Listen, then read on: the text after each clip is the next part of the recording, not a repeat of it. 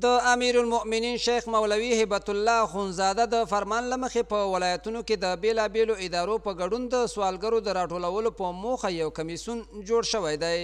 دغه کمیسیون تېره ورځ په کندوز کې خپل کار پیل او د ښار په واټونو کې د سوالګرو شمیر راټول کړ. مسؤلین وایي له ښار څخه یې ټول سوالګر راټول کړي او د مستحقو کسانو له پیژندلو وروسته به کمیسیون پرته له حرفوي سوالګرو د دوی د بایومتریک پروسه ترسره او د میاشتې به 15,000 افغانۍ تنخواه ورکړي. او هغه کسان چې هغوی مستحق دي، واقعي مستحق دي، هغوی لپاره کارټونه جوړیږي انشاءالله ډېر زر تر زره.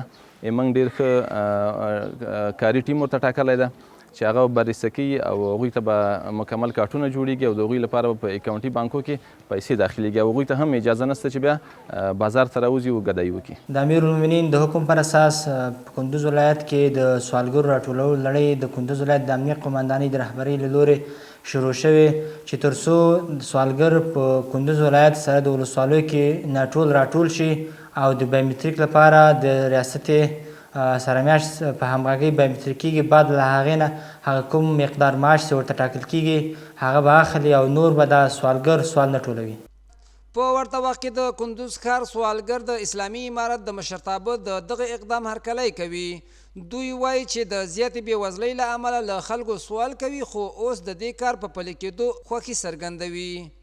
من خودم گدایی میکنم 8-9 نفر خودم نان میتم. نان میدادگی بچه کلان من ندارم. اما حکومت امارات اسلامی بسیار یک کار خوبی کرد برای ما، بسیار یک کار خوبی کرد که ما را روی سرک ما را یا جمع کرد. ما خوشیم شد که همه تای سرمون که یک کلانی باشه و وظیفمون بته و نگه ممکنه ما دیگه زیاد چی رقم خوشه. دا په داسې حال کې ده چې په کندوز ولایت کې د سوالګرو زیاتوالي ښاریان اندېښمن کړي وو او وخت نا وخت یې له حکومت څخه له سړکونو د دغو سوالګرو د راټولولو غوښتنه کړې وه.